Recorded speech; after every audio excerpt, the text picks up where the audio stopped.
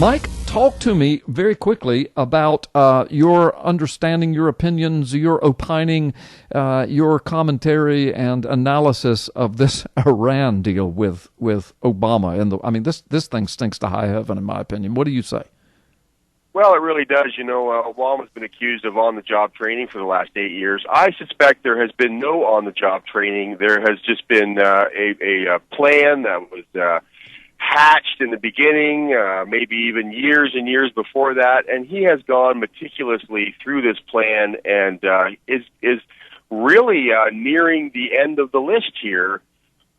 Many people, we've been posting material for the last 8 years, which suspects that Obama is a plant in the White House designed to destroy America and destroy Israel. And it really does look like the Iran thing. Within that understanding, it's the only way to make sense of it, because we have a tale of two countries, right? We have two countries which are hell-bent on destroying the West. They are always in the media every chance they get. Death to America, death to America, death to the West, death to the West. But there is only an attempt out of the White House to reach out to one of these nations, and the only way to make sense of it is to bring it all down to one word, because Obama said in a speech yesterday, we had two great debates, but Obama did have a big speech yesterday morning wherein he outlined his reasons for reaching out to Iran, because the sanctions are heavy on the people. He wants to relieve the sanctions and get control of the Iranian nuclear facilities, which nothing in the deal would points to any sort of control when you give somebody 24 days warning that you're going to search their facilities. Nothing in there points to any controls on the West part. All of the controls are in Iran's court.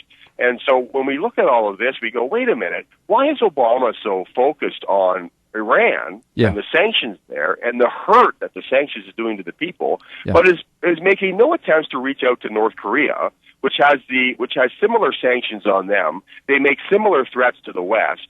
And nobody's saying, well, we need to go talk to the North Korean dictators, and we need to say to them, let's talk, let's sit down and talk, let's create deadlines and then arbitrarily extend them until we give you what you want. Yeah. Nobody is saying that to them. Why? Because North Korea doesn't have any oil.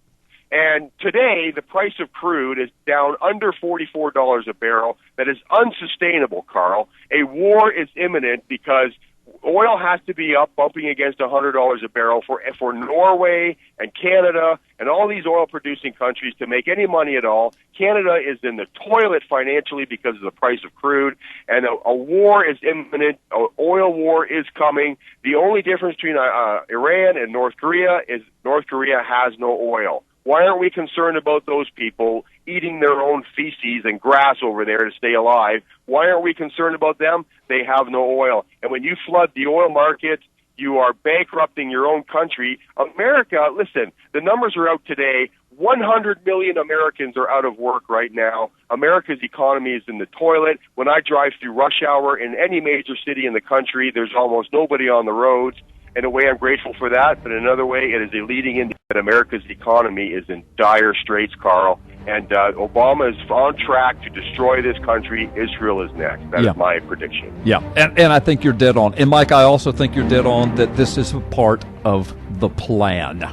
Let's talk about, I've talked about this debate till I'm tired of it. Let's talk about this, and we can talk about the debate if you want, because I know you've got some things you want to say, but let's talk about this Obama-Iran deal, because even though people say, well, I've heard as much as I want to hear about that too. I know it stinks. Okay, but there's some new and breaking news that you have about an entourage of people who have been coming and visiting the White House over the last week who are pushing to get this deal through. And tell us about that. Yeah. Listen, are you ready for this? There were representatives of 4 nations in the nation's capital this week who were meeting behind closed doors with about 30 Senate Democrats to try and persuade them to push this deal through.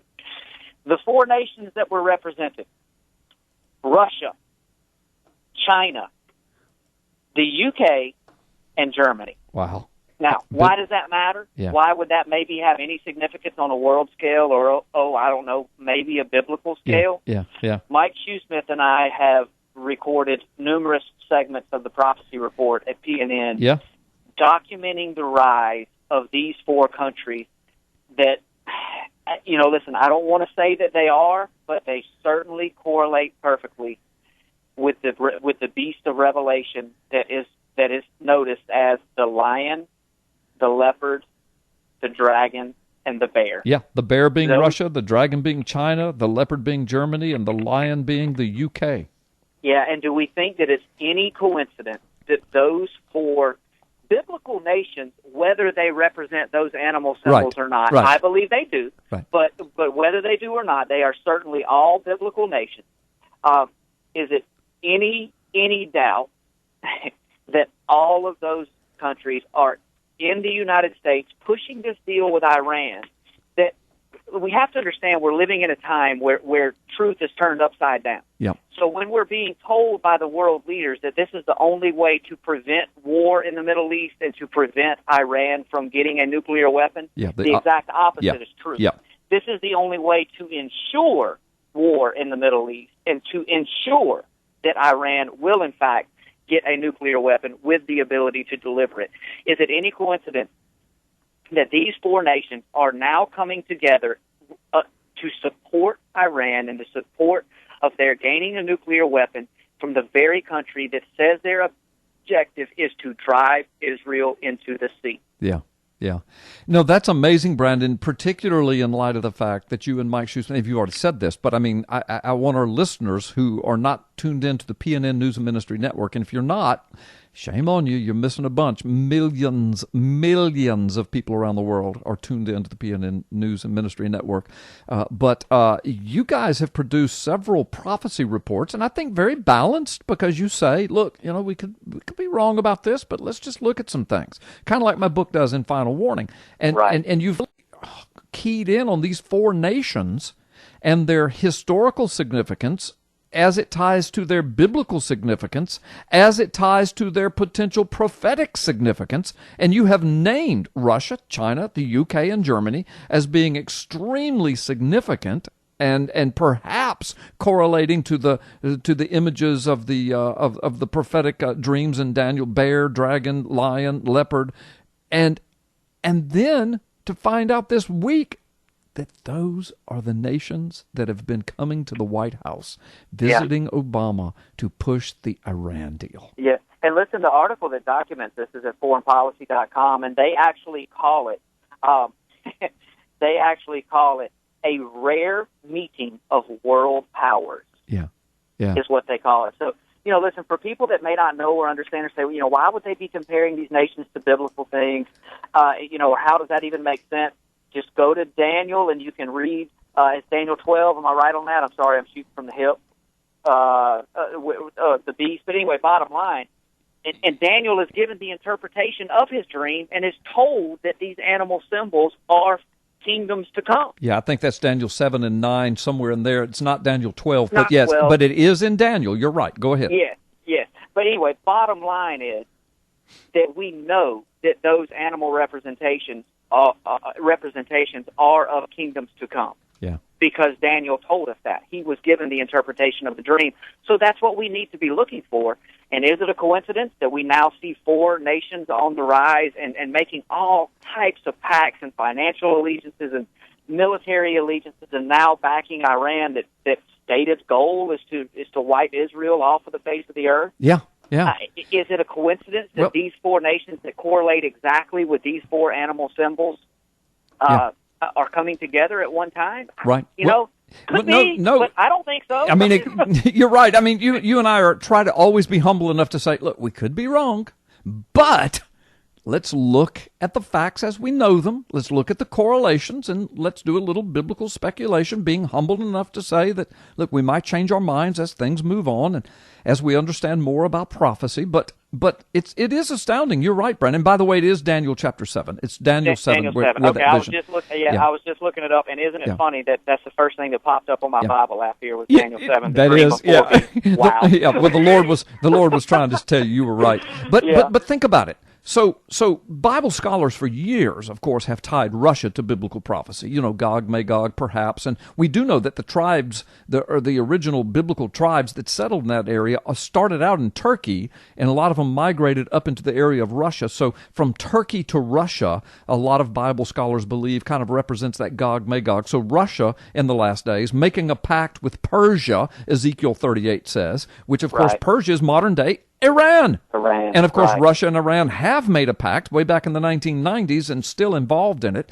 And then, of course, China, a lot of, in fact, there's even a scripture in the Old Testament. Zev Parat showed us that, that speaks of a nation by its tribal names, and we went back to the Hebrew word and to the Hebrew lexicon and to the commentaries and discovered Zev Parat was correct. The commentators in the lexicon says that tribal name is a representation of the modern-day nation of China.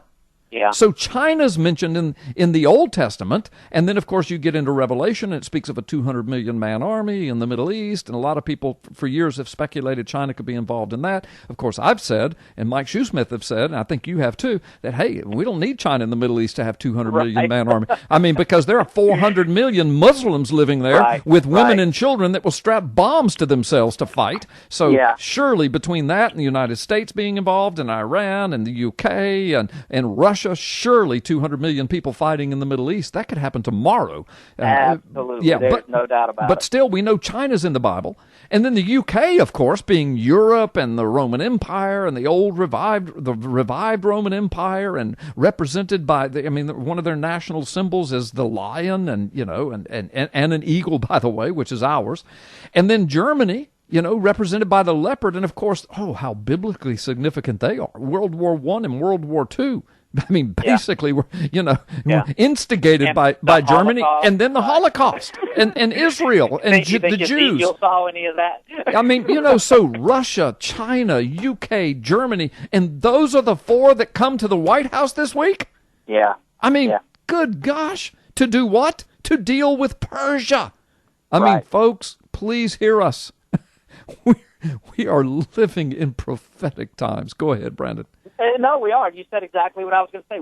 I had this conversation for an hour today with some people I was dealing with in a ministry situation here, but that we are living in unprecedented biblical, spiritual, prophetic time.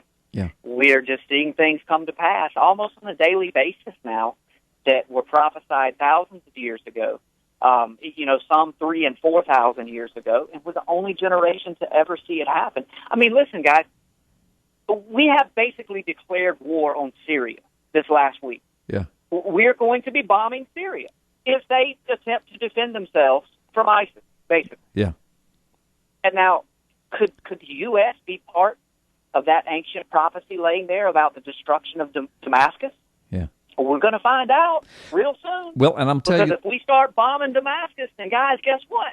Yeah. It looks like we're probably part of that. Yeah, and I'm going to tell you something, folks. Do some research. Go on the internet. Look at pictures of Damascus. Oh my goodness! I mean, ruinous wasteland. It's already a ruinous wasteland. I mean, it hasn't been wiped off the map, but it looks like the pictures of Nagasaki. I mean, if you go look at those pictures, I mean, it is in shambles. Yeah. Hardly a stone left upon another stone already. And to be clear, the scripture just says that it will become a ruinous wasteland and cease to be inhabited. Yeah. That was something about the cattle grazing in the streets or something like that. Yeah. Something along those lines. Yeah. So, all it takes for that to happen is for some terrorist to set off a dirty bomb in downtown Damascus, or for the U.S. to go in there on a bombing campaign, in the name of whatever we're doing. I don't even know anymore. Yeah. And then here we go.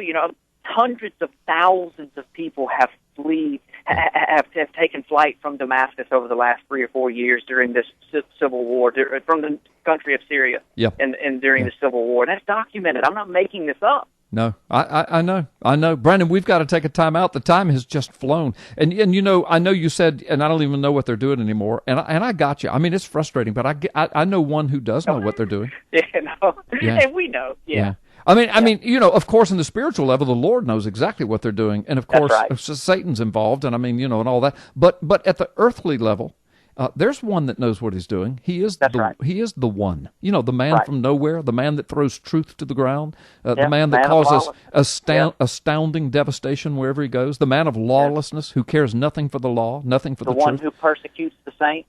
Yeah. Yeah, I know. And folks, of course, if you know the Word of God, those are all descriptions of the Antichrist. And Brandon and I are not calling Obama the Antichrist. But I will say what we have been saying for a long time. The man certainly has a lot of Antichristy spirit all about him. All about him. Sure, a lot of people around him using a lot of language.